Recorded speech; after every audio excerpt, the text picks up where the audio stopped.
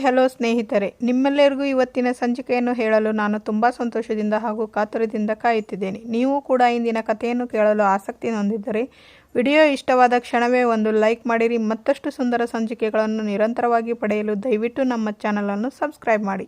ಇಲ್ಲಿಗೆ ಸತ್ಯನ ವಂಶಿಗೆ ಕಾಲ್ ಮಾಡಿ ಮಾತಾಡ್ತಿರ್ತಾರೆ. ಹೇಳಿ ಸತ್ಯನ ಅಂತಾರೆ ವಂಶಿ. ಆಗ ಸತ್ಯನ, ವಂಶಿ ನೋಡು, ಅಜಿತ್ಗೆ ನಮ್ಮಿಬ್ಬರ ವಿಷಯ ಗೊತ್ತಾಯಿತು. ನೀನು ಈಗಲೇ ಮನೆ ಬಿಟ್ಟು ಹೊರಟ್ಬಿಡು. ಮನೆಯವರಿಗೆಲ್ಲ ನಾನು ಏನೋ ಹೇಳಿ ಮ್ಯಾನೇಜ್ ಮಾಡ್ತೀನಿ, ಹೊರಟ್ಬಿಡು ನೀನು. ಯಾಕೆ ಸತ್ಯನ, ನನಗೆ ಸಿಚುವೇಶನ್ ಮ್ಯಾನೇಜ್ ಮಾಡೋಕ್ಕೆ ಆಗಲ್ಲ ಅಂದ್ಕೊಂಡಿದ್ದೀರಾ? ವಂಶಿ, ನಾನು ಹೇಳೋದನ್ನು ಅರ್ಥ ಮಾಡ್ಕೊ. ಹೊರಟ್ಬಿಡು ಅಂದರೆ ಹೊರಟ್ಬಿಡು ಅಷ್ಟೇ. ನಿಮ್ಮ ಸರ್ಕಲ್ ಇನ್ಸ್ಪೆಕ್ಟರ್ ಅಜಿತ್ ರಾಮ್ ಅವರಿಗೆ ಸತ್ಯ ಗೊತ್ತಾದ ಮೇಲೆ ವಿಷಯನ ಅರ್ಗಿಸ್ಕೊಳ್ಳೋಕ್ಕೆ ಆಗ್ತಿಲ್ಲ ಅಲ್ವಾ ಸತ್ಯಣ್ಣ? ಈ ವಂಶಿ ಅಂದರೆ ಏನು ಆಟ ಆಡೋ ಗೊಂಬೆ ಅಂದ್ಕೊಂಡಿದ್ದೀರಾ? ಹೇಗೆ ಬೇಕೋ ಹಾಗೆ ಆಟ ಆಡಿಸ್ಕೊಳ್ಳೋಕ್ಕೆ? ಆಗ ಅಜಿತ್ ಅಲ್ಲಿಗೆ ಬಂದು, ಈ ಗೊಂಬೆ ಗೂಬೆ ಆಟಗಳೆಲ್ಲ ನನ್ನ ಹತ್ರ ಬೇಡ ಅಂತ ನಿಮ್ಮ ಫ್ರೆಂಡ್ಗೆ ಅರ್ಥ ಮಾಡಿಸಿ, ಇಲ್ಲ ಅಂದರೆ ಪರಿಣಾಮಗಳು ನೆಟ್ಟಗಿರಲ್ಲ. ಆಗ ವಂಶಿ, ಅದೇನು ಬೇಕಾದರೂ ಆಗಲಿ, ನಾನು ಅಂದ್ಕೊಂಡಿರೋ ಕೆಲಸ ಮುಗಿಯೋ ತನಕ ಒಂದು ಹೆಜ್ಜೆನೂ ಹಿಂದಿಡಲ್ಲ. ಆಗ ಭೂಮಿ, ವಂಶಿಯವರೇ ಎಷ್ಟೊತ್ತು, ಬೇಗ ಬನ್ನಿ. ಆಗ ವಂಶಿ ಬೇಕಂತಲೇ ಅಜಿತ್ನ ಉರಿಸೋದಕ್ಕೆ ಈ ರೀತಿ ಮಾತಾಡ್ತಾರೆ. ಭೂಮಿಯವರೇ, ನಾವು ಮತ್ತು ನೀವು ಒಂದೇ ಟೀಮಲ್ಲಿ ಆಡೋಣ, ಚೆನ್ನಾಗಿರುತ್ತೆ ಅಲ್ವಾ? ನಾವಿಬ್ಬರು ಒಂದಾದರೆ ನಮ್ಮನ್ನು ಯಾರೂ ಸೋಲ್ಸೋಕ್ಕಾಗಲ್ಲ ಅಲ್ವಾ? ಆಗ ಭೂಮಿ, ಸರಿ ಬೇಗ ಬನ್ನಿ. ಆಗ ಸತ್ಯನ ಕಾಲ್ ಕಟ್ ಮಾಡ್ತಾರೆ. ಅಜಿತ, ನೀನು ಕೋಪ ಮಾಡ್ಕೋಬೇಡ, ಕಂಟ್ರೋಲ್ ಯುವರ್ ಸೆಲ್ಫ್. ಅಜಿತ, ಅವನು ತುಂಬ ಒಳ್ಳೆ ಹುಡುಗ ಕಣೋ, ಇವತ್ತೇ ಅವನನ್ನು ಕಂಟ್ರೋಲ್ ಮಾಡೋಕ್ಕೆ ಆಗ್ತಿಲ್ಲ ಅನ್ನುವಷ್ಟರಲ್ಲಿ ನೀವೇ ಅಪರಾಧಿ ಆಗಿರಬೇಕಾದ್ರೆ ಈ ಕೇಸ್ನ ಹೇಗೆ ಹ್ಯಾಂಡಲ್ ಮಾಡ್ತೀರಾ ಸತ್ಯನ? ಹೀಗೆ ಹೇಳಿ ಸ್ಟೇಷನಿಂದ ಹೊರಡ್ತಾರೆ. ಅಜಿತ್ ಅವರ ಹಿಂದೆ ಸತ್ಯನೂ ಹೋಗ್ತಾರೆ. ಈ ಕಡೆ ಮನೆಯಲ್ಲಿ ನಚ್ಚಿ ವಂಶಿಗೆ, ಬ್ರೋ ನೀವು ಹೇಳಿದ ಮೇಲೆ ನನಗನ್ನಿಸ್ತು ಇವತ್ತು ಯಾಕೆ ಚಳಿಗೆ ನಾವು ಕ್ಯಾಂಪ್ ಫೈರ್ ಹಾಕಬಾರ್ದು ಅಂತ. ಇವತ್ತು ನಮ್ಮ ಲಾನಲ್ಲಿ ಕ್ಯಾಂಪ್ ಫೈರ್ ಹಾಕಿ ನಾವೆಲ್ಲರೂ ಚಳಿ ಕಾಯಿಸ್ಕೊಳ್ಳೋಣ. ಮನೆಯವರೆಲ್ಲ ಸೂಪರ್ ಅಂತಾರೆ. ಹೊರಗಡೆ ಲಾನಲ್ಲಿ ಕ್ಯಾಂಪ್ ಫೈರ್ ಹಾಕಿ ಡ್ಯಾನ್ಸ್ ಮಾಡ್ತಾ ಚಳಿ ಕಾಯಿಸ್ತಿರ್ತಾರೆ ಎಲ್ಲರೂ. ಅಲ್ಲಿಗೆ ಅಜಿತ್ ಬಂದು, ವಂಶಿಯಲ್ಲಿ ಅಂತ ಕೇಳ್ತಾರೆ. ಆಗ ಶ್ರವಣ್ ಅವರು, ಯಾಕೆ ಅಜಿತ, ಏನಾಯಿತು? ವಂಶಿಯಲ್ಲಿದ್ದಾನೆ ಅಂದೆ. ಆಗ ಸತ್ಯನ ಪ್ಯಾಚಪ್ ಮಾಡಿ, ಏನಿಲ್ಲ, ಮೈಸೂರು ಬಿಸ್ನೆಸ್ ಬಗ್ಗೆ ಮಾತಾಡಬೇಕಿತ್ತು. ಆಗ ನಚ್ಚಿ, ಅಲ್ಲ, ನಾರ್ಮಲ್ ಆಗಿ ಕೇಳಿದರೆ ಆವಾಗಲೇ ಉತ್ತರ ಕೊಡ್ತಿದ್ವಿ, ವಂಶಿಯಲ್ಲಿ ಅಂತ ಬಂದರೆ? ಆಗ ಸತ್ಯನ, ಪಾಪ ಅವನು ಹಾಗೆ ಕೇಳಿದ್ದು, ನಿಮಗೆ ಹಾಡಿನ ಮಧ್ಯೆ ಹಾಗೆ ಕೇಳಿಸಿದೆ ಅಷ್ಟೇ. ಆಗ ನಚ್ಚಿ ಅವರು, ಏನೋ ಬಿಸ್ನೆಸ್ ಕಾಲು ಅಂತ ನನ್ನ ರೂಮ್ಗೆ ಹೋಗಿ ಅಟೆಂಡ್ ಮಾಡ್ತಿದ್ರು, ಏನು ಅವ್ರ ಜೊತೆ ಪಾರ್ಟ್ನರ್ಶಿಪ್ನಲ್ಲಿ ಕಂಪ್ನಿ ಸ್ಟಾರ್ಟ್ ಮಾಡೋದಾ? ಆಗ ಸತ್ಯನ, ಅದೇ ಡಿಸ್ಕಷನ್, ಅದಕ್ಕೆ ಬಂದಿದ್ವಿ. ಆಗ ನಚ್ಚಿ, ಡಿಸ್ಕಷನ್ ಎಲ್ಲ ಆಮೇಲೆ ಮಾಡ್ಕೊಳ್ಳಿ, ಇವಾಗ ಬನ್ನಿ ನಮ್ಮ ಜೊತೆ ಡ್ಯಾನ್ಸ್ ಮಾಡಿ, ಅಜಿತ್ ಬರೋವರೆಗೂ ಕಾಯೋಕ್ಕಾಗಲ್ಲ ಅಂತ ಹೊರಡ್ತಾರೆ. ಆಗ ನಚ್ಚಿ ಬ್ರೋ ಅಂತ ಕರೆದರೂ ಕೇಳಿಸಿಕೊಳ್ಳದೆ ಹೋಗ್ತಾರೆ ಅಜಿತ್. ಆಗ ಸತ್ಯನ, ನೀವು ಮುಂದುವರಿಸಿ, ಬರ್ತೀವಿ ಅಂತ ಹೋಗ್ತಾರೆ. ಆಗ ನಚ್ಚಿ, ಬ್ರೋ ಯಾಕೆ ಹೀಗೆ ಗುರ್ರ್ ಅಂತಿದ್ದಾನೆ? ಆಗ ಸಂಗೀತ, ಹಾಗೇನಿಲ್ಲ ಕಣೋ, ಸತ್ಯ ಹೇಳಿದ್ನಲ್ಲ ಏನೋ ಬಿಸ್ನೆಸ್ ವಿಷಯ ಅಂತ. ಮತ್ತೆ ಎಲ್ಲರೂ ಸೇರಿ ಡ್ಯಾನ್ಸ್ ಮಾಡ್ತಾರೆ. ಆಗ ವಂಶಿ, ಬರಬೇಕು ಇನ್ಸ್ಪೆಕ್ಟರ್ ಅಜಿತ್ ಅವರೇ, ಲಾಯರ್ ಸತ್ಯನ ಅವರೇ, ನೀವು ಏನೇ ಹೇಳಿ ನಿಮ್ಮಿಬ್ಬರದು ಸೂಪರ್ ಕಾಂಬಿನೇಷನ್. ಒಬ್ಬರು ಎಳ್ಕೊಂಡು ಹೋಗ್ತಾರೆ, ಇನ್ನೊಬ್ಬರು ಕರ್ಕೊಂಡು ಬರ್ತಾರೆ. ಆದರೆ ಒಂದು ಸರಿ ಈ ಅಜಿತ್ ರಾಮನಾರಾಯಣ್ ಎಳ್ಕೊಂಡು ಹೋಗಿ ಒಳಗಡೆ ಹಾಕಿದರೆ ಬರೋ ಸೀನೇ ಇಲ್ಲ. ಆಗ Vamshi, wow, that's really great. ಸಮಾಜಕ್ಕೆ ನಿಮ್ಮಂಥ ಇನ್ಸ್ಪೆಕ್ಟರ್ ಬೇಕೇ ಬೇಕು, ಆವಾಗಲೇ ಸ್ವಲ್ಪ ಇಂಪ್ರೂವ್ ಆಗೋದು. ಆಗ ಅಜಿತ್, ಇಲ್ಲಿಗೆ ನಾನು ಬಂದಿದ್ದು ಅದಕ್ಕಲ್ಲ, ಈಗಿಂದೀಗಲೇ ನಿಮ್ಮ ಲಗೇಜ್ ಎಲ್ಲ ಪ್ಯಾಕ್ ಮಾಡಿಕೊಂಡು ಈ ಮನೆಯಿಂದ ಹೊರಗಡೆ ಹೋದರೆ ಸರಿ. ಇಲ್ಲ ಅಂದರೆ ಒಬ್ಬ ಸರ್ಕಲ್ ಇನ್ಸ್ಪೆಕ್ಟರ್ ಆಗಿ ಮಾತಾಡಬೇಕಾಗುತ್ತೆ, ಕೆಲಸ ಮಾಡಬೇಕಾಗುತ್ತೆ. ಅಲ್ಲ ಅಜಿತ್ ಅವರೇ, ನೀವು ಯಾವಾಗಲೂ ಪೊಲೀಸೇ ಆಗಿ ಇರ್ತೀರಪ್ಪ, ಮನೆಯಲ್ಲೂ ಅಷ್ಟೇ, ಸ್ಟೇಷನಲ್ಲೂ ಅಷ್ಟೇ. ಒಳ್ಳೆ ಯೂನಿಫಾರ್ಮ್ನ ಮೈ ಮೇಲೆಲ್ಲ ಮನಸ್ಸಿಗೂ ಹೊತ್ಕೊಂಡು ಬಿಟ್ಟಿದ್ದೀರಾ ಅಲ್ಲ? ಆಗ ಸತ್ಯನ, ಅಜಿತ, ನಾ ಹೇಳ್ತೀನಿರು, ವಂಶಿ ಏನು ಮಾತಾಡ್ತೆ, ನೀನು ಮನೆ ಬಿಟ್ಟು ಹೋಗು.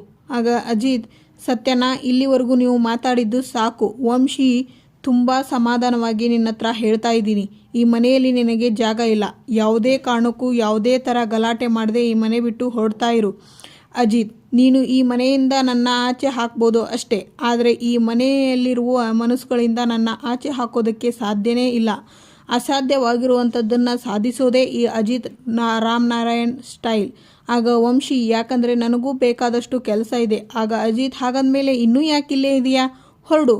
ನಾನು ಬಂದಿರೋ ಕೆಲಸ ಇನ್ನೂ ಆಗಿಲ್ಲ ಅಜಿತ್ ಅವರೇ. ಆಗ ಸತ್ಯನ, ವಂಶಿ, ನಿನ್ನ ದಮ್ಮಯ್ಯ, ಯಾಕೆ ಹೀಗೆಲ್ಲ ಆಡ್ತೀಯಾ? ನೀನು ದಯವಿಟ್ಟು ಇಲ್ಲಿಂದ ಹೊರಟ್ಬಿಡು. ಆಗ ವಂಶಿ, ಹಾಗಾದರೆ ನಿಮಗೆ ಕೊಟ್ಟಿರೋ ಮಾತನ್ನು ಉಳಿಸಿಕೊಳ್ಳುವುದು ಬೇಡವಾ? ಆಗ ಸತ್ಯನ, ಅದನ್ನೆಲ್ಲ ನಾನು ನೋಡ್ಕೊಳ್ತೀನಿ, ನೀನು ಹೊರಡು. ಆಗ ವಂಶಿ, ಸರಿ ಹಾಗಿದ್ರೆ ಹೊರಡ್ತೀನಿ. ಆದರೆ ನಂದು ಒಂದು ಕಂಡೀಷನ್ ಇದೆ. ಭೂಮಿ ಅವರಿಗೆ ನಿಮ್ಮ ಪ್ರೀತಿನ ಹೇಳ್ಕೋಬೇಕು. ನೀವು ನಿಮ್ಮ ಪ್ರೀತಿನ ಹೇಳಿದ ನೆಕ್ಸ್ಟ್ ಸೆಕೆಂಡ್ ನಾನು ಈ ಮನೆ ಬಿಟ್ಟು ಹೋಗ್ತೀನಿ. ಅಲ್ಲಿವರೆಗೂ ನಾನು ಕಾಲ್ ಕೇಳೋ ಮಗನೇ ಅಲ್ಲ. ಆಗ ಸತ್ಯಣ್ಣ, ಯಾಕೋ ನಿಂಗೆ ಇಷ್ಟೊಂದು ಹಠ? ಆಗ ವಂಶಿ, ಸತ್ಯಣ್ಣ, ಮನುಷ್ಯ ಆದವನಿಗೆ ಹಠ ಇರಲೇಬೇಕು, ಇಲ್ಲ ಅಂದರೆ ಎಲ್ಲನೂ ಕಳ್ಕೊಂಡು ಬಿಡ್ತಾನೆ ಬದುಕಲ್ಲಿ. ಆಗ ಅಜಿತ್ಗೆ ಕೋಪ ಬರುತ್ತೆ. ಅಂತ ಕಿರುಚ್ತಾರೆ. ಹಠ ಚಟ ಎರಡನ್ನೂ ಬಿಡಿಸೋ ಅಭ್ಯಾಸ ನನಗಿದೆ. ಅಜಿತ್ ಅವರೇ, ನನಗೆ ಈ ಥರ ಎಲ್ಲ ಮಾತಾಡೋಕ್ಕೆ ಹೋಗಬೇಡಿ. ಸಿಕ್ಕಾಪಟ್ಟೆ ಭಯ ಆಗ್ತಿದೆ. ತುಂಬ ಹೆದರ್ಕೊಂಡು ಬಿಟ್ಟಿದ್ದೀನಿ ನಾನು. ಅಜಿತ್ ಅವರೇ, ಏನ್ರಿ ನೀವು? ಇದೇ ಫೋರ್ಸಲ್ಲಿ ನಿಮ್ಮ ಪ್ರೀತಿನ ಭೂಮಿಯವರ ಹತ್ತಿರ ಹೋಗಿ ಹೇಳಿ. ಆಗ ಅಜಿತ್, ಹೇಳಿಲ್ಲ ಅಂದರೆ? ಆಗ ವಂಶಿ, ಎಲ್ಲರಿಗೂ ನಿಮ್ಮ ಮತ್ತು ಭೂಮಿಯವರ ಮದುವೆ ಸುಳ್ಳು ಅಂತ ಹೇಳ್ತೀನಿ. ಅದನ್ನು ಅಪೇಕ್ಷಾ ಕೇಳಿಸ್ಕೊತಾರೆ. ಆಗ ಸತ್ಯನ ಅಪೇಕ್ಷಾ ಇವಳಿಗೆ ಗೊತ್ತಾದರೆ ಮುಗೀತು, ಮನೆಯವರಿಗೆಲ್ಲ ಗೊತ್ತಾದ ಹಾಗೆ. ಆಗ ಅಪೇಕ್ಷಾ, ಅಮ್ಮ, ನನಗೆ ಎಲ್ಲ ವಿಷಯನೂ ಗೊತ್ತಾಗಿ ಹೋಯಿತು. ನಾನು ಅಂದ್ಕೊಂಡಿದ್ದೆಲ್ಲ ನಿಜ ಆಯಿತು. ಅಮ್ಮ, ನಾನು ನಿನಗೆ ಹೇಳ್ತಿದ್ದೆ ತಾನೇ, ನನ್ನ ಮಾತು ಯಾರೂ ನಂಬ್ತಿರ್ಲಿಲ್ಲ. ಆಗ ನಚ್ಚಿ, ಏನಾಯ್ತಕ್ಕ, ಯಾಕೆ ಹೀಗೆ ಕಿರ್ಚ್ಕೊಂಡು ಬರ್ತಾ ಇದೀಯಾ? ಆಗ ದೇವಯಾನಿ, ಅಪ್ಪು ಏನಾಯ್ತೆ, ನಿನಗೆ ಏನು ಗೊತ್ತಾಯಿತು ಪುಟ್ಟಿ? ಆಗ ಅಪೇಕ್ಷಾ, ನಾನು ಡೌಟ್ ಪಡ್ತಾ ಇದ್ದಿದ್ದು ಇವತ್ತು ನಿಜ ಆಗೋಯ್ತು ಅತ್ತೆ. ಆಗ ಸಂಗೀತ, ಅಪ್ಪು ಅದು ಏನು ಅಂತ ಸರಿಯಾಗಿ ಅರ್ಥ ಆಗೋ ರೀತಿ ಹೇಳು. ಆಗ ಶ್ರವಣ್, ಯಾರ ಮೇಲೆ ನಿನಗೆ ಅನುಮಾನ? ಆಗ ಅಪೇಕ್ಷಾ, ಅಜಿತ್ ಮತ್ತು ಭೂಮಿ ಮದುವೆ ಬಗ್ಗೆ ಅವತ್ತಿಂದಾನೂ ನನಗೆ ಡೌಟ್ ಇತ್ತು. ಇವತ್ತು ಅದು ಪ್ರೂವ್ ಆಗೋಯ್ತು. ಆಗ ಸಂಗೀತ, ಅಪ್ಪು ಬಾಯಿಗೆ ಬಂದ ಹಾಗೆ ಏನೇನೋ ಮಾತಾಡಬೇಡ ನೀನು. ಆಗ ಅಜ್ಜಿ, ಅಪೇಕ್ಷಾ, ಇದು ತಮಾಷೆ ಮಾಡೋ ವಿಷಯನಾ? ಆಗ ಅಪೇಕ್ಷಾ, ನಾನು ಏನಕ್ಕೆ ಅಜ್ಜಿ ತಮಾಷೆ ಮಾಡಲಿ, ಇರೋ ವಿಷಯನೇ ಹೇಳ್ತಿದ್ದೀನಿ. ಇಷ್ಟು ದಿನ ಇವರಿಬ್ಬರು ಸೇರಿಕೊಂಡು ನಮಗೆ ಮೋಸ ಮಾಡ್ತಿದ್ರಲ್ಲ, ಅದರ ಬಗ್ಗೆ ಮಾತಾಡ್ತಿದ್ದೀನಿ. ಭೂಮಿ ಮತ್ತು ಅಜಿತ್ ನಿಜವಾಗ್ಲೂ ಗಂಡ ಹೆಂಡ್ತಿನೇ ಅಲ್ವಂತೆ. ಅವರಿಬ್ಬರು ನಿಜವಾಗ್ಲೂ ಮದುವೆನೇ ಆಗಿಲ್ವಂತೆ. ಆಗ ರಾಮನಾರಾಯಣ್, ಅಪ್ಪು ಸುಮ್ಮನೆ ಏನೇನೋ ಮಾತಾಡಬೇಡ. ಆಗ ಅಪೇಕ್ಷಾ, ಅಪ್ಪ ನಾನು ನಿಜಾನೇ ಹೇಳ್ತಿದ್ದೀನಿ. ಆಗ ಅಜ್ಜಿ, ಯಾರಮ್ಮ ನಿನಗೆ ಅವರ ಮದುವೆ ವಿಷಯ ಹೇಳಿದ್ದು? ಆಗ ಅಪೇಕ್ಷಾ, ಈ ವಂಶಿ ಅಜಿತ್ನ ಹತ್ರ ನಿನ್ನ ಮತ್ತು ಭೂಮಿ ಮದುವೆ ಸುಳ್ಳು ಅಂತ ಎಲ್ಲರ ಮುಂದೆ ಹೇಳ್ತೀನಿ ಅಂತ ಹೇಳ್ತಾ ಇದ್ದ. ನಿಜವಾಗ್ಲೂ ನಾನು ಕೇಳಿಸ್ಕೊಂಡೆ. ಬೇಕಿದ್ರೆ ಯಾವ ದೇವರ ಮೇಲೆ ಬೇಕಾದರೂ ಆಣೆ ಮಾಡ್ತೀನಿ. ಆಗ ಸಂಗೀತ, ಅಜಿತ, ಏನೋ ಅಪ್ಪು ಹೇಳ್ತಾ ಇರೋದು? ವಂಶಿ ನಿನ್ನ ಹತ್ರ ತಮಾಷೆ ಮಾಡೋ ಫ್ರೆಂಡ್ ಕೂಡ ಅಲ್ಲ, ನಿನ್ನನ್ನೇ ಕೇಳ್ತಾ ಇರೋದು, ಮಾತಾಡೋ. ವಂಶಿ ಯಾಕೆ ಆ ರೀತಿ ಹೇಳಿದ? ಭೂಮಿ ಮನಸ್ಸಲ್ಲಿ, ಸಾಹೇಬ್ರೆ, ಒಂದಲ್ಲ ಒಂದು ದಿವಸ ಈ ವಿಷಯ ಗೊತ್ತಾಗಲೇಬೇಕಿತ್ತು. ಅದು ಇವತ್ತೇ ಗೊತ್ತಾಗುತ್ತೆ. ನಮ್ಮ ನಾಟಕಕ್ಕೆ ಇವತ್ತೇ ತೆರೆ ಎಳೆದು ಬಿಡೋಣ. ನಿಜ ಏನು ಅನ್ನೋದನ್ನು ಎಲ್ರಿಗೂ ಹೇಳಿಬಿಡಿ ಸಾಹೇಬ್ರೆ. ಆಗ ದೇವಯಾನಿ, ಯಾಕೆ ಅಜಿತ್ ಸೈಲೆಂಟ್ ಆಗಿಬಿಟ್ಟೆ? ಏನು ನಡೀತು ಅಂತ ಹೇಳು. ಮೌನಕ್ಕೆ 1000 ಅರ್ಥ ಇರುತ್ತೆ. ಎಲ್ಲರಿಗೂ ವಿಷಯ ಗೊತ್ತಾಗಿದೆ. ಇರೋ ಸತ್ಯ ಹೇಳಿಬಿಡೋದೇ ಒಳ್ಳೆಯದು. ಎಷ್ಟು ದಿನ ಅಂತ ಮನೆಯವರಿಗೆ ಮೋಸ ಮಾಡೋದು? ನಿಜ ಹೇಳಿಬಿಡೋದೇ ಒಳ್ಳೆಯದು ಮನಸ್ಸಲ್ಲಿ ಅನ್ಕೊತಾರೆ ಅಜಿತ್. ಆಗ ವಂಶಿ, ಹೌದು, ನಾನು ಹಾಗೆ ಹೇಳಿದ್ದು ನಿಜ. ಆದರೆ ಯಾಕೆ ಹೇಳಿದೆ ಅನ್ನೋದನ್ನು ನೀವ್ಯಾರೂ ಕೇಳೋದಿಲ್ವಾ? ಆಗ ಶ್ರವಣ್, ಕೇಳ್ತೀವಿ, ಆದರೆ ನಿನ್ನನ್ನಲ್ಲ, ಅಜಿತ್ನ. ಹೇಳು ಅಜಿತ್, ಏನಾಯಿತು? ಅಜಿತ್ ಮನಸ್ಸಲ್ಲಿ ಈಗ ನನ್ನ ಮೌನ ಉತ್ತರ ಅಲ್ಲ.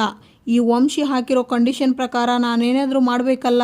ದೇವರ ಹತ್ರ ಬಂದು, ದೇವರೇ, ನಾನೇನು ಬೇಕಾದರೂ ಸಹಿಸ್ಕೊಳ್ಳೋಕೆ ರೆಡಿ ಇದ್ದೀನಿ. ಆದರೆ ಪದೇ ಪದೇ ನನ್ನ ಪ್ರೀತಿಗೆ ಅವಮಾನ ನಡೀತಿದ್ರೆ ನನಗೆ ಸಹಿಸ್ಕೊಳ್ಳೋಕೆ ಆಗ್ತಿಲ್ಲ ದೇವರೇ. ಅದಕ್ಕೆ ಇವತ್ತು ಉತ್ತರ ಕೊಟ್ಟೇ ಕೊಡ್ತೀನಿ. ಅಲ್ಲಿದ್ದ ಹಾರವನ್ನು ತೊಗೊಂಡು ಹೋಗ್ತಾ, ನಿನ್ನ ಆಶೀರ್ವಾದ ಇರಲಿ ದೇವರೇ ಅಂದು ಹೊರಗೆ ಬಂದು ಭೂಮಿನ ಕೈ ಹಿಡ್ಕೊಂಡು ಹೊರಗೆ ಕರ್ಕೊಂಡು ಬರ್ತಾರೆ ಅಜಿತ್. ಸಾಹೇಬ್ರೆ, ಇದೇ ಒಳ್ಳೆಯ ಸಮಯ. ಮನೆಯವರ ಹತ್ರ ಸತ್ಯ ಹೇಳಿಬಿಡಿ. ನೋಡಿ, ಇದು ದೇವರು ಕೊಟ್ಟಿರೋ ಒಂದು ಒಳ್ಳೆಯ ಅವಕಾಶ. ನಮ್ಮಿಬ್ಬರ ಕಾಂಟ್ರಾಕ್ಟ್ ಮದುವೆ ವಿಷಯನ ಎಲ್ಲರ ಹತ್ರ ಮಾತಾಡಿಬಿಡಿ. ಸತ್ಯನ ಹೇಳಿ. ಆಗ ಅಜಿತ್, ಹೌದು, ದೇವರೇ ಈ ಅವಕಾಶ ಕೊಟ್ಟಿದ್ದಾನೆ. ಅಜಿತ್ ಮತ್ತು ಭೂಮಿ ಹಾರ ಬದಲಾಯಿಸ್ತಾರೆ. ಮತ್ತು ಅಜಿತ್ ತಮ್ಮ ಹೆಬ್ಬೆರಳಿನ ಬ್ಲಡ್ ತೆಗೆದು ಭೂಮಿ ಹಣೆಗೆ ಹಚ್ಚುತ್ತಾರೆ. ನಂತರ, ನಾನು ಅಗ್ನಿಸಾಕ್ಷಿಯಾಗಿ ತಾಳಿ ಕಟ್ಟಿರುವಂಥ ನನ್ನ ಹೆಂಡತಿ ಭೂಮಿ ಅಜಿತ್ ರಾಮನಾರಾಯಣ್, ಈಗಲಾದರೂ ನಂಬ್ತೀರಾ? ಆಗ ಅಪೇಕ್ಷಾ, ಅತ್ತೆ, ಇದೆಲ್ಲ ನಾಟಕ. ಅತ್ತೆ ಪಕ್ಕಾ ಏನೋ ಪ್ಲ್ಯಾನ್ ಮಾಡ್ತಿದ್ದಾನೆ. ನಾನೇ ನನ್ನ ಕಿವಿಯಾರ ಕೇಳಿಸ್ಕೊಂಡಿದ್ದೀನಿ. ಆಗ ದೇವಯಾನಿ, ಏನಾಗುತ್ತೆ ನೋಡೋಣ ಇರು. ಭೂಮಿನ ಕರ್ಕೊಂಡು ಅಗ್ನಿಕುಂಡದ ಸುತ್ತ ಹಾಕ್ತಾರೆ. ಈ ಜನ್ಮಕ್ಕೆ ಅಷ್ಟೇ ಅಲ್ಲ, 7 ಜನ್ಮಕ್ಕೂ ಭೂಮಿನೇ ನನ್ನ ಹೆಂಡತಿ. ಈ ಕ್ಷಣದಿಂದ ನಿನಗೆ ಅದೆಂಥ ಕಷ್ಟ ಬಂದರೂ ನಿನ್ನನ್ನು ದೇವತೆ ಥರ ನೋಡ್ಕೋತೀನಿ. ನಿನ್ನ ಕಣ್ಣುಗಳಲ್ಲಿ ಕಣ್ಣೀರು ಬರೆದಿರೋ ಹಾಗೆ ಕಾವಲುಗಾರನ ಥರ ಕಾಯ್ತೀನಿ. ನನ್ನಂಥ ಗಂಡನ್ನು ನೀನು ಬಯಸಿದ್ಯೋ ಇಲ್ವೋ ಗೊತ್ತಿಲ್ಲ, ಆದರೆ ನಿನ್ನ ಮನಸ್ಸಿಗೆ ಒಪ್ಪುವಂಥ ಗಂಡ ನಾನಾಗಿರ್ತೀನಿ. ನೀನಲ್ಲದೆ ನನ್ನ ಜೀವನ ಶೂನ್ಯ ಅನಿಸುತ್ತೆ. ಯಾವುದೇ ಕಾರಣಕ್ಕೂ ನನ್ನಿಂದ ದೂರ ಆಗೋ ನೆನಪು ಕೂಡ ಮಾಡಬೇಡ. ನೀನು ತೋರಿಸೋ ಪ್ರೀತಿ, ಕಾಳಜಿ ನನ್ನಲ್ಲಿ ಇರುವಂಥ ಹೊಸ ಮನುಷ್ಯನ ಹೊರಗಡೆ ತಗೊಂಡು ಬಂತು. ದಿನದಿಂದ ದಿನಕ್ಕೆ ನಿನ್ನ ಮೇಲೆ ಪ್ರೀತಿ ಜಾಸ್ತಿ ಆಗ್ತಾ ಹೋಯಿತು. ನಿನ್ನ ಗುಣಕ್ಕೆ, ನಿನ್ನ ವ್ಯಕ್ತಿತ್ವಕ್ಕೆ, ನಿನ್ನ ಮುದ್ದಾದ ಮಾತುಗಳಿಗೆ ಸೋತೋದ ಪ್ರೇಮಿ ನಾನು. ನೀನು ಪ್ರತಿ ಸಲ ನನ್ನ ಸಾಹೇಬ್ರೆ ಅಂತ ಕೂಗಿದಾಗೆಲ್ಲ ನಿನ್ನ ಪ್ರೀತಿಗೆ ನಾನೇ ಸಾಹೇಬ ಅಂತ ಜಂಬ ಅನಿಸುತ್ತೆ. ನೀನು ಬಡ ಬಡ ಅಂತ ಮಾತಾಡ್ತೀಯಲ್ಲ, ಅದು ನಿಲ್ಲಿಸಿದ್ರೆ ನನ್ನ ಜೀವನ ಖಾಲಿ ಅನಿಸುತ್ತೆ. ಐ ಲವ್ ಯು ಭೂಮಿ. ಭೂಮಿ ಅಜಿತ್ನ ಹೋಗಿ ತಪ್ಕೊತಾರೆ. ಆಗ ಸತ್ಯನ ಅನ್ಕೊಂಡ ಹಾಗೆ ಸಾಧಿಸ್ಬಿಟ್ಟೆ ನೀನು ಅಂತಾರೆ ವಂಶಿಗೆ.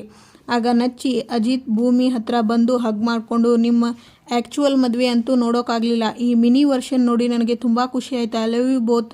ಆಗ ಅಜ್ಜಿ ಬಂದು 100 ಕಾಲ ಸುಖವಾಗಿ ಬಾಳ್ರಪ್ಪ ಅಂತ ಆಶೀರ್ವಾದ ಮಾಡ್ತಾರೆ. ಆಗ ಶ್ರವಣ್, ಅಜಿತ್, ಭೂಮಿ, ಒಂದು ಸ್ವಲ್ಪ ದಿನದಲ್ಲೇ ನಿಮ್ಮ ಪ್ರೀತಿಯ ಕಾಣಿಕೆ ಈ ಮನೆಯಲ್ಲಿ ಸದ್ ಮಾಡೋ ಹಾಗೆ ಆಗಲಿ.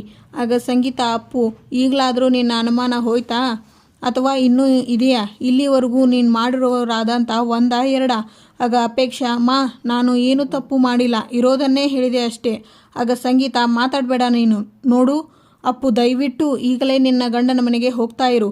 ಅಮ್ಮ, ಅದು ಹಾಗಲ್ಲ ಅಮ್ಮ, ಮಾತಾಡಬೇಡ ಅನ್ನಲ್ಲ. ಆಗ ವಂಶಿ ಹತ್ರ ಬಂದು ಸಂಗೀತ, ವಂಶಿ, ನಿನ್ನಿಂದ ನಾನು ಇದನ್ನು ನಿರೀಕ್ಷೆ ಮಾಡಿರಲಿಲ್ಲ. ಆಗ ವಂಶಿ, ಕೆಲವೊಂದು ಸರಿ ನಿರೀಕ್ಷೆಗಳು ಪರೀಕ್ಷೆಗಳಾಗುತ್ತಮ್ಮ. ಆಗ ಸಂಗೀತ, ನನ್ನ ಮಗ ಮತ್ತು ಸೊಸೆ ಸಂಬಂಧದ ಮೇಲೆ ಅನುಮಾನ ಪಡೋರಿಗೆ ಈ ಮನೆಯಲ್ಲಿ ಜಾಗ ಇಲ್ಲ. ಆಗ ವಂಶಿ, ಈ ಮಾತನ್ನು ನೀವು ನೇರವಾಗಿ ಹೇಳ್ಬೋದಿತ್ತು. It's okay. ನನ್ನಿಂದ ಈ ಮನೆಯಲ್ಲಿ ಯಾರಿಗಾದರೂ ಬೇಜಾರಾಗಿದ್ದರೆ ಐ ಆಮ್ ರಿಯಲಿ ಸಾರಿ. ನನ್ನ ಕ್ಷಮಿಸ್ಬಿಡಿ. ನಾನು ಬಂದ ಕೆಲಸ ಮುಗೀತು, ಬರ್ತೀನಿ. ನಚ್ಚಿ ಅಜಿತ್ಗೆ, ಅದು ಹೇಗೆ ಬ್ರೋ, ಸಡನ್ನಾಗಿ ರಕ್ತದಲ್ಲೇ ಕುಂಕುಮ ಇಡಬೇಕು ಅಂತ ನಿನಗೆ ಫ್ಲ್ಯಾಶ್ ಆಯಿತು? ಆಗ ಅಜಿತ್, ಏನೋ ನನಗೂ ಗೊತ್ತಾಗ್ತಿಲ್ಲ, ಆದರೆ ಇದನ್ನೆಲ್ಲ ನೋಡ್ತಿದ್ರೆ ನನಗೆ ತುಂಬ ರೊಮ್ಯಾಂಟಿಕ್ ಅನಿಸ್ತಿದೆ. ಆಗ ನಚ್ಚಿ, ಇದೇನು ಇನ್ಸ್ಪೆಕ್ಟ್ರು ಹೊಸದಾಗಿ ಲವ್ ಆಗಿರೋ ಥರ ಮಾತಾಡ್ತಿದ್ರಾ? ಒಟ್ಟಿನಲ್ಲಿ ನಿಮ್ಮ ಸಂಬಂಧದ ಮೇಲೆ ಅನುಮಾನ ಬಂತು. ಅಣ್ಣ ಫುಲ್ ಹೀರೋ ರೇಂಜ್ಗೆ ಹೋಗ್ಬಿಟ್ಟೆ. ಆಗ ಅಲ್ಲಿಗೆ ವಂಶಿ ಬರ್ತಾರೆ ಲಗೇಜ್ ತಗೊಂಡು. ಥ್ಯಾಂಕ್ಸ್, ಇಷ್ಟು ದಿನ ನನ್ನನ್ನು ನಿಮ್ಮ ಕುಟುಂಬದವನಾಗಿ ನೋಡ್ಕೊಂಡಿದ್ದಕ್ಕೆ ತುಂಬಾ ಥ್ಯಾಂಕ್ಸ್. ನೀವು ತೋರಿಸಿರೋ ಪ್ರೀತಿ, ಕಾಳಜಿ, ಇದನ್ನು ನಾನು ಯಾವತ್ತೂ ಮರೆಯೋಲ್ಲ. ನನ್ನಿಂದ ನಿಮ್ಮೆಲ್ಲರ ಮನಸ್ಸಿಗೆ ನೋವಾಗಿದೆ ಅಂತ ಗೊತ್ತು. ಸಾಧ್ಯ ಆದರೆ ಪ್ಲೀಸ್ ನನ್ನ ಕ್ಷಮಿಸಿಬಿಡಿ. ಮುಂದಿನ ಸಂಚಿಕೆಯಲ್ಲಿ ಅಜಿತ್ ಹಾಗೂ ವಂಶಿ ಹಗ್ ಮಾಡಿಕೊಂಡು, ಅಜಿತ್ ವಂಶಿಗೆ, ಥ್ಯಾಂಕ್ ಯು ವಂಶಿಯವರೇ, ಟು ಬಿ ಪ್ರ್ಯಾಂಕ್, ನನ್ನ ಮನಸ್ಸನ್ನು ತುಂಬ ಹಗುರ ಮಾಡಿಬಿಟ್ರಿ. ಆಗ ವಂಶಿ, ಪ್ರೀತಿಸಿದವರಿಗೋಸ್ಕರ ಇಷ್ಟೂ ಮಾಡಲಿಲ್ಲ ಅಂದರೆ ಹೇಗೆ ಹೇಳಿ? ಆಗ ಅಜಿತ್, ನಾನು ನಿಮ್ಮನ್ನು ತುಂಬ ತಪ್ಪಾಗಿ ಅರ್ಥ ಮಾಡ್ಕೊಂಡಿದ್ದೆ. I am really sorry. Ajit ಅವರೇ, ನೀವು ಹೇಳಿದ್ದೆಲ್ಲ ನಿಜ ಅಂತ ನಿಮ್ಮ ಹೆಂಡತಿಗೆ ಅರ್ಥ ಆಗಿದೆಯೋ ಇಲ್ವೋ ಅಂತ ಮೊದಲು ತಿಳ್ಕೊಳ್ಳಿ. ಅರ್ಥ ಆಗಿದ್ದರೆ ಅದಕ್ಕಿಂತ ಒಳ್ಳೆ ವಿಚಾರ ಇಲ್ಲ. ಇನ್ನು ಮುಂದೆ ನಿಜವಾದ ಗಂಡ ಹೆಂಡತಿ ಥರ ಜೀವನ ಮಾಡಿ ಸುಖವಾಗಿರಿ ಎಂದು ಅಲ್ಲಿಂದ ಹೊರಡ್ತಾರೆ ವಂಶಿ.